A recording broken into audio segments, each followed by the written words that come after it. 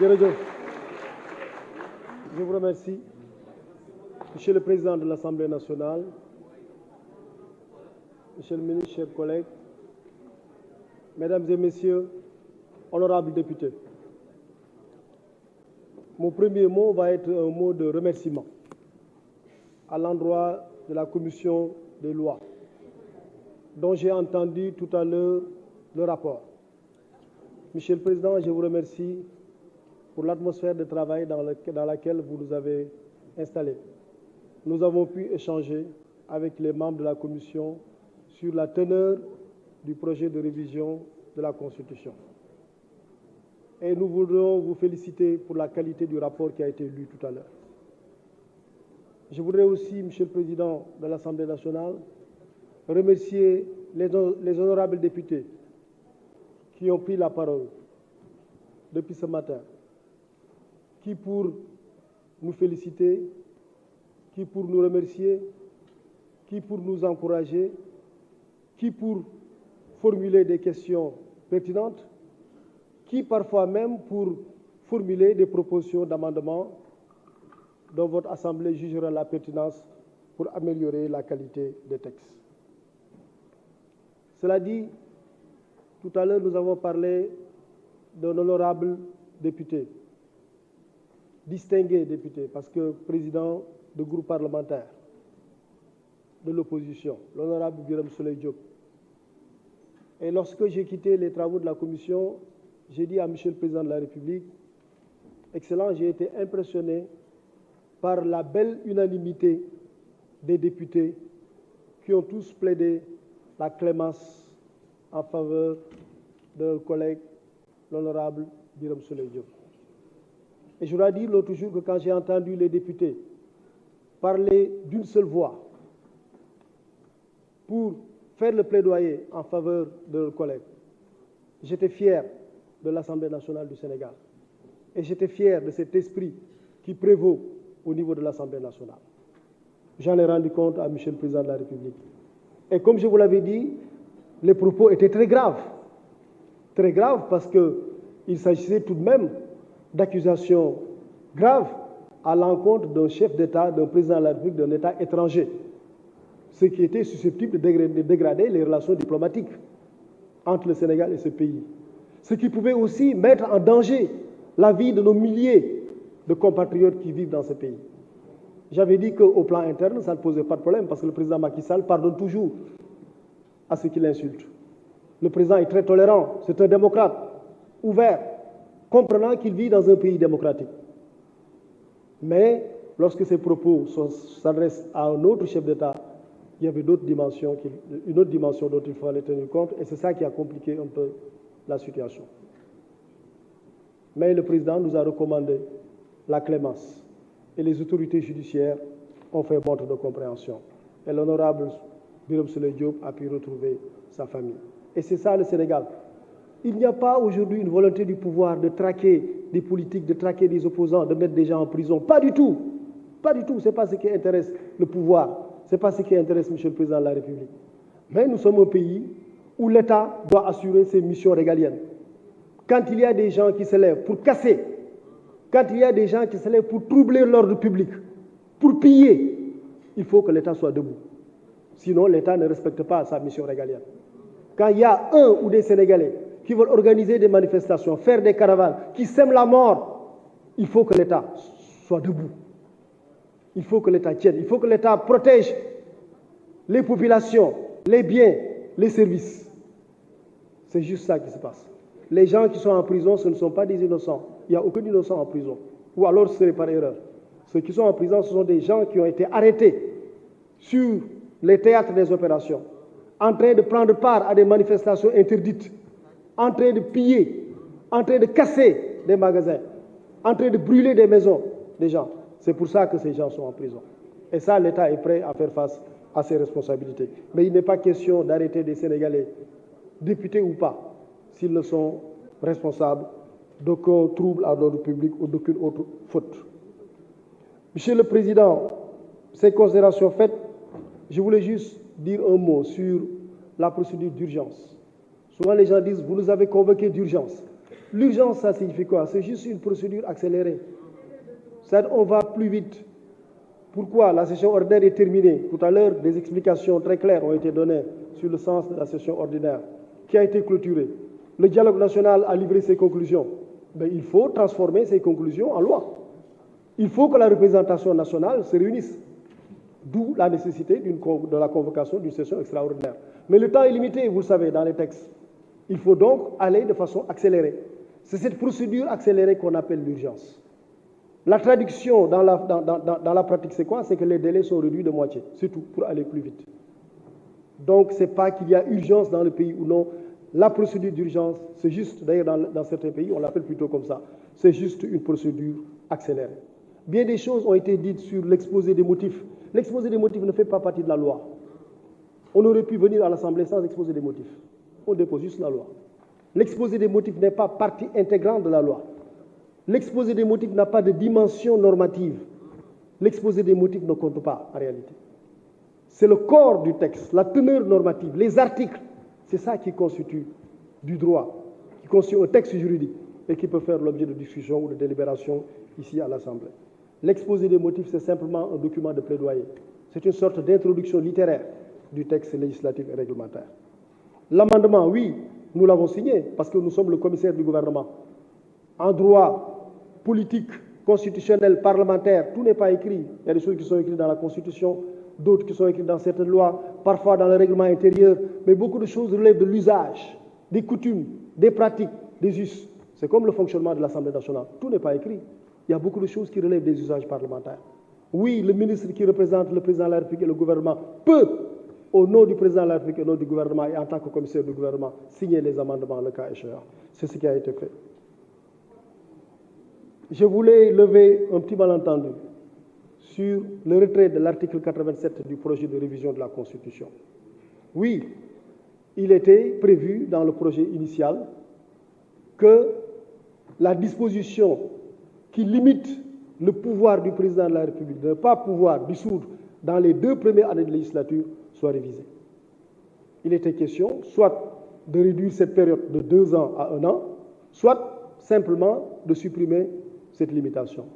Mais justement, voilà une révision, et j'y reviendrai tout à l'heure d'ailleurs pour toute la révision, une révision dans laquelle le président de la République n'avait aucun intérêt. Aucun intérêt. Il avait essentiellement 2 préoccupations. La première était une préoccupation objective, rationnelle, intemporelle, qui intéresse le système politique dans son fonctionnement. Le président a l'habitude de dire « j'ai fait 11 ans, j'ai fait 11 élections ». Il nous faut au Sénégal arriver à un système de rationalisation des élections, notamment tenir les législatives immédiatement après la présidentielle et permettre peut-être à mi-mandat l'organisation d'élections locales. Comme ça, au cours de 5 ans, on peut avoir maximum 2 périodes électorales. Rationaliser le calendrier électoral pour que le pays ne soit pas toujours en campagne électorale permanente, pour qu'on ne soit pas toujours préoccupé par des élections. Donc la préoccupation du président, c'était la rationalisation du calendrier électoral. Il faudrait bien qu'on y arrive un jour. Je ne sais pas quand. On avait l'occasion de le faire. On ne l'a pas fait parce que le président a privilégié le consensus. Mais il faudrait qu'on en arrive à un moment de l'histoire du Sénégal où on élit un président de la République et au lendemain de cette élection, quelques semaines, voire quelques mois ou plus tard, qu'on puisse organiser des élections législatives pour qu'il y ait coïncidence, confluence, harmonie entre la majorité présidentielle et la majorité législative. Parce que c'est ça aussi qui fonde la stabilité d'un régime politique. Vous avez vu les Français, ils l'ont réussi maintenant. Ils ont harmonisé les mandats, le président est élu pour un mandat de 5 ans, les députés pour un mandat de 5 ans, nous l'avons fait ici aussi. Maintenant, il reste à avoir un calendrier électoral qui permet de la stabilité. On élit un président et immédiatement après, on l'accompagne par une majorité parlementaire. C'est ça qui est cohérent, c'est ça qui est logique. Le président, personnellement, n'y avait aucun intérêt. Il pensait donc au calendrier électoral, mécanisme de rationalisation de la stabilité politique. Et deuxièmement, il a pensé aussi à son successeur, pas à lui, mais à son successeur, en se disant, j'ai gouverné le Sénégal pendant 12 ans, je sais que pour gouverner à l'aise, pour pouvoir traduire les politiques publiques en loi, travailler sans retard, et aussi redouter que chaque rendez-vous avec l'Assemblée se transforme en pugilat ou en moment de confrontation, il faudrait qu'un président de la République, pour gouverner à l'aise, dispose d'une majorité parlementaire. je voudrais faire en sorte que mon successeur, qui qu'il soit, puisse avoir une majorité parlementaire stable pour gouverner. Voilà une réforme sans conflit d'intérêt, sans intérêt personnel. Le président l'avait fait de façon désintéressée. Voilà pourquoi, lorsqu'il s'est rendu compte qu'il y avait quelques sons de cloche différents, lorsqu'il s'est rendu compte qu'il y avait quelques incompréhensions au niveau de ce projet de révision, il a dit tout simplement retirer du projet de révision l'article 87 de la Constitution. Et on l'a retiré et aujourd'hui on a gardé le statu quo. Mais je rappelle juste qu'aujourd'hui, dans beaucoup de pays, le président de la République peut dissoudre à tout moment l'Assemblée nationale. Attention, j'ai entendu dire, mais si on le fait, le président aura un droit de vie et de mort sur l'Assemblée. Pas du tout. Si un président de la République dissout une Assemblée nationale, si le peuple ne veut pas changer de majorité, le peuple ne changera pas de majorité. Et si le peuple ne change pas de majorité, c'est le président lui-même qui est désavoué. Il y a un risque pour lui. C'est pour ça d'ailleurs que dans l'histoire du Sénégal, en 1967, quand on a introduit pour la première fois la dissolution dans nos systèmes constitutionnels, il était prévu que la dissolution ne pouvait intervenir qu'au bout de 3 ans. Mais que lorsque la dissolution intervenait, le président de la République lui-même démissionnait. On organisait simultanément l'élection présidentielle et les élections législatives. Simultanément. Cela n'a jamais été mis en œuvre. C'est plus tard qu'on a mis dans la Constitution que le président peut dissoudre, mais il ne peut dissoudre dans l'année qui suit. On l'avait limité à 1 an. Et plus tard, en 2001, lorsqu'on faisait la nouvelle Constitution, on a limité ce pouvoir de dissolution aux 2 premières années de législature. Donc la dissolution, ce n'est pas pour mettre fin ou pour abréger forcément le mandat de l'Assemblée nationale. Non, c'est lorsqu'il y a des moments de blocage, lorsqu'il y a incompréhension, lorsqu'il y a un certain blocage dans le fonctionnement des institutions, qu'il puisse y avoir un instrument de régulation, notamment la dissolution, en renvoyant la parole au peuple. Parce que vous êtes la représentation du peuple. L'Assemblée nationale est l'instance par excellence de représentation du peuple. Et quand il y a blocage, on doit retourner au peuple. Mais le président n'était pas du tout animé par l'idée d'avoir un droit de vie et de mort sur les députés. Pas du tout. Troisième et avant-dernière considération, Monsieur le Président de l'Assemblée nationale, honorables députés, en écoutant certains députés, parfois j'avais l'impression qu'ils n'avaient pas bien compris le sujet. Ou alors ils ont volontairement fait l'option de faire hors sujet. Aujourd'hui, de quoi on discute? C'est l'article 29 de la Constitution. L'article 87 ne fait plus partie du champ de la révision. C'est l'article 29 de la Constitution. Et on discute quel aspect de l'article 29 de la Constitution?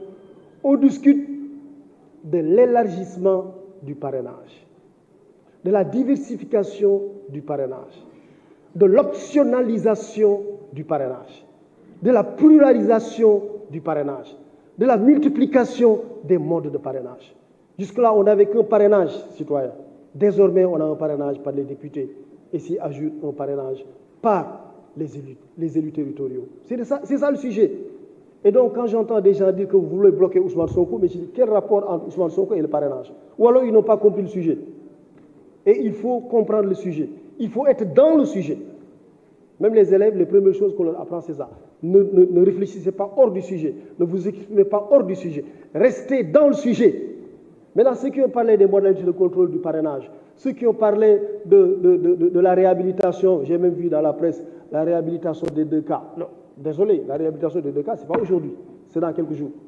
Parce que la réforme, c'est 2 temps. Le temps constitutionnel et le temps législatif. Aujourd'hui, c'est le temps constitutionnel. Aujourd'hui, on ne parle que de l'article 29. Aujourd'hui, on ne parle que de parrainage. Dans quelques jours, le ministre de l'Intérieur viendra ici. Et c'est là qu'on parlera des conditions de recevabilité des élections. Et c'est là qu'on verra comment maintenant ceux qui ont bénéficié du droit de grâce sont réintégrés dans le système électoral. C'est ça, il ne faut pas se tromper. Donc pour certaines questions, il faut attendre l'arrivée du ministère de l'Intérieur. Dernière considération, Monsieur le Président, c'est sur cette réforme-là. La réforme, comme je l'ai dit, qu'est-ce qu'elle apporte? Le parrainage citoyen existait déjà. On dit souvent depuis 2012, depuis 2018, mais bien avant 2018. En réalité, le système de parrainage citoyen est introduit dans la Constitution au moins depuis 1991. Parce qu'on le sait, les candidatures à l'élection présidentielle dans notre pays sont présentées par un parti politique ou une coalition de partis politiques. Et en 1991, il était prévu que lorsque vous n'êtes pas parrainé ou lorsque la candidature n'est pas portée par un parti politique ou une coalition de partis, à partir de ce moment, les candidatures qu'on appelle indépendantes devaient totaliser 10 000 électeurs, dont 500 dans 6 régions au moins. Ça, c'était pour les candidats indépendants. Eh bien, en 2018, on a harmonisé. On a dit qu'il n'y a plus de présentation par les partis politiques. Désormais, toute candidature, pour être recevable, doit être parrainée par 0,8% au moins des électeurs du fichier électoral et 1% au plus. Ça, c'est en 2018. Donc, il y a une sorte de, c'est la fin de la discrimination. Parce que pendant longtemps, quand on a été parti politique, même 2 ou 3 personnes, la candidature était libre. Quand on était indépendant, c'est là qu'on vous exigeait les parrainages. Maintenant, il y a une sorte d'égalisation des candidats. Candidats émanant d'un parti politique ou candidats indépendants, vous êtes obligés d'administrer la preuve d'une représentativité minimale à travers le parrainage. Eh bien, il y a eu des discussions. Le parrainage, et tout à l'heure, l'honorable député Seydou Diouf l'a rappelé, il était président de la commission des lois, par le hasard de l'histoire. Moi aussi, j'étais garde des Sceaux et j'étais venu défendre le parrainage. Que n'a-t-on entendu contre le parrainage? Mais au fond, ça n'avait pas de sens. Si vous êtes dans une démocratie dynamique, pluraliste comme le Sénégal, où vous pouvez avoir des dizaines, voire des centaines de candidatures, mais il faudrait bien qu'il y ait un filtre. Il faudrait bien qu'il y ait un filtre. Certaines démocraties ont fait l'option d'un filtre par les élus. C'est le système en France. On dit qu'il faut avoir la signature de 500 élus, maires, députés, sénateurs, etc.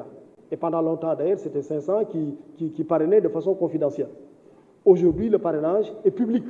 En France, quand vous publiez, on publie, le Conseil constitutionnel, désormais, publie la liste des parrains.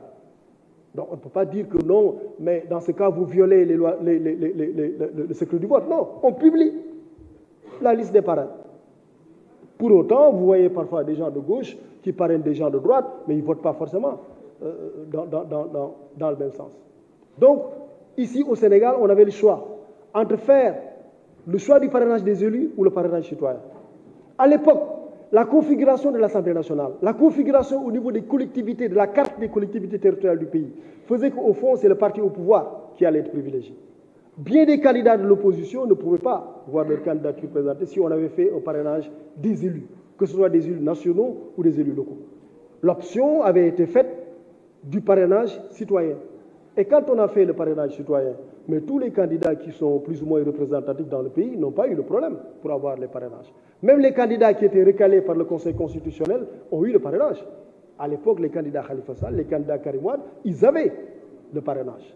Leurs candidatures ont échappé sur d'autres considérations, notamment l'exigence de jouir de ses droits civils et politiques. Mais il n'y a pas eu de problème. On a fait le parrainage citoyen. Évidemment, il y a eu des récriminations, il y a eu des critiques, il y a eu même des recours au niveau de la Cour de justice de la CEDEAO. Mais que nous dit la Cour? La Cour ne dit pas d'abolir votre système de parrainage. La Cour ne peut même pas nous le dire. Nous le dirait-elle, elle-même violerait nos lois. Pourquoi la Cour peut s'immiscer dans notre noyau dur de souveraineté et nous dicter nos lois constitutionnelles? Ce n'est pas possible. Ce que la Cour a dit, c'est reconsidérer, revoyer, corriger votre système de parrainage, sans entrer dans les détails opérationnels. Il n'appartient pas à une Cour de justice de la CEDEAO de venir s'immiscer dans notre régime politique pour nous dicter les détails opérationnels de mise en œuvre du parrainage. Pas du tout, ça n'a pas de sens. La Cour nous a dit, revoyez votre système de parrainage comme il fait l'objet de critiques et de récriminations. Ce qui a été fait. Et bien, le système de parrainage a été revu.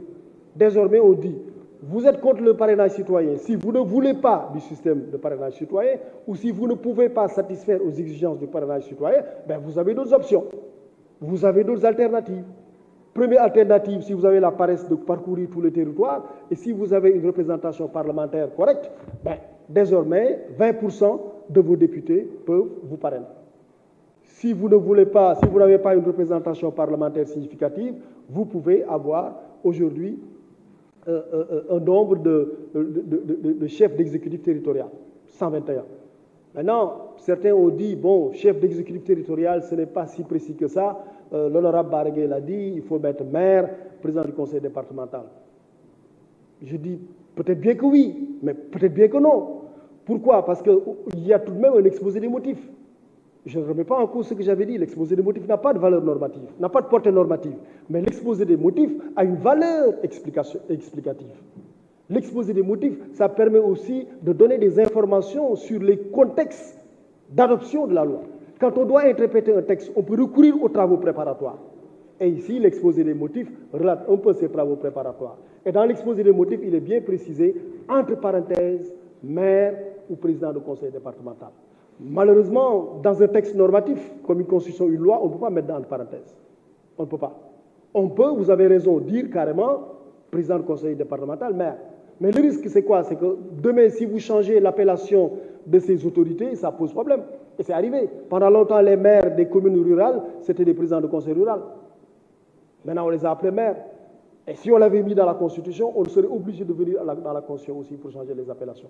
C'est pour ça que parfois, quand vous êtes à ce stade, il vaut mieux opter pour des formules génériques qui permettent de s'adapter aux écritures constitutionnelles postérieures.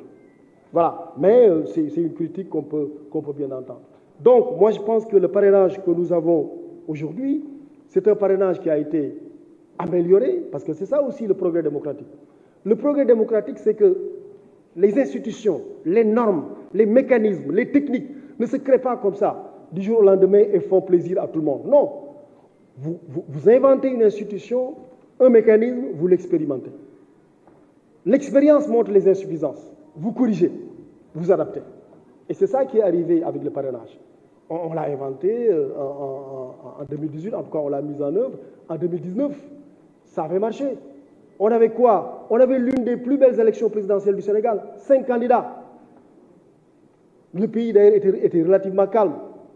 À l'époque, l'opinion a prêté plus attention au discours des candidats. Même dans les médias, les candidats qui ne sont pas des adversaires, comme disait toi le Milan, mais qui sont simplement des concurrents, chacun a eu la possibilité, l'opportunité d'expliquer plus ou moins son programme. Au lieu des 3 minutes qu'on donnait à la ribambelle de candidats, non, ici on pouvait donner 10 à 15 minutes à chaque candidat. Il n'y avait pas trop de brouillage et dans la lisibilité du message politique. Ça a été une élection présidentielle correcte où on avait des candidatures significatives.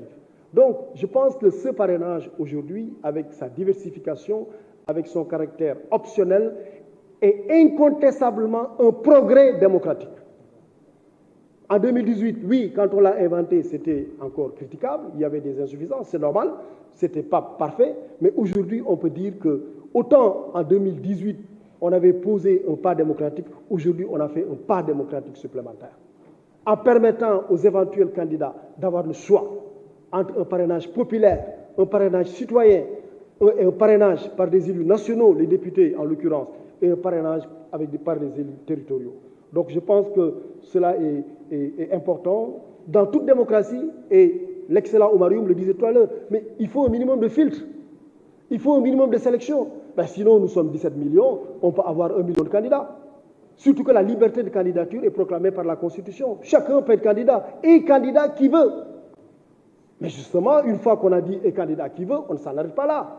On dit « et candidat qui veut » dans le respect des dispositions prévues par la loi, relatives à l'âge, notamment, relatives à bien d'autres considérations.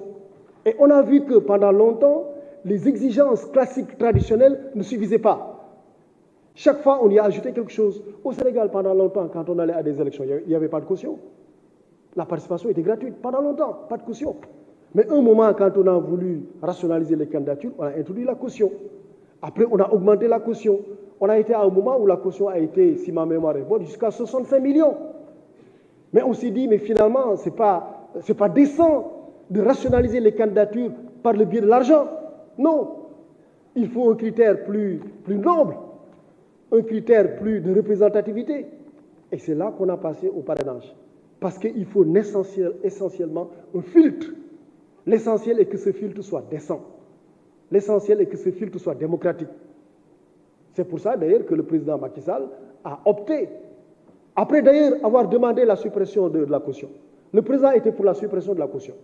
Les gens lui ont dit non, monsieur le président, il faut quand même un minimum. Il a dit, mais dans ce cas, diminuez-le au maximum possible.